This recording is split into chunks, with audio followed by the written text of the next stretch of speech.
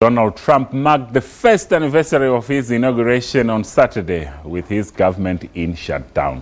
Trump has accused Democrats of being more concerned about illegal immigrants than they are about the country's military or border safety. This after disagreements between the two parties caused a government shutdown.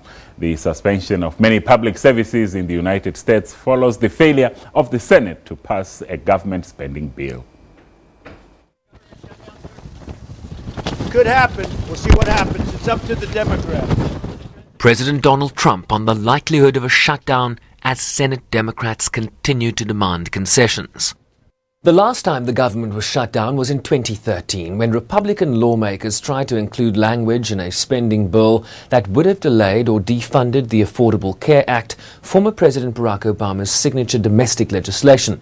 In this instance, Senate Democrats are refusing to budge unless the bill protects young immigrants brought into the country illegally as children, among other measures. As U.S. politics again devolves into finger-pointing between the two major parties.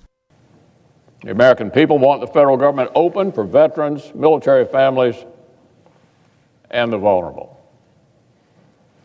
They want food and drug inspections to continue without interruption. They want death benefits to continue to go out to families of service members killed in action. They want children in low-income families to continue receiving health coverage through S-chip. They want a sensible compromise on immigration. But they cannot, Madam President, for the life of them, understand why some senators would hold the entire country hostage. The trust deficit between the two sides at a historic low. There is no promise and no likelihood that another kicking of the can down the road will get something done. We have to sit down together and solve this, with the president or without. Until that happens, no amount of CRs will get this done.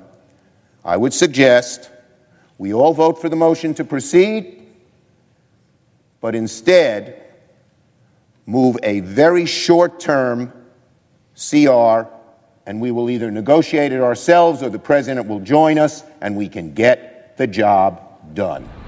If a compromise is not found, the shutdown will happen midnight Friday, affecting payments to active military personnel.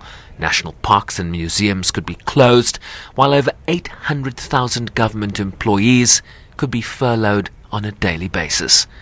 Sherwin Briceby's SABC News, New York.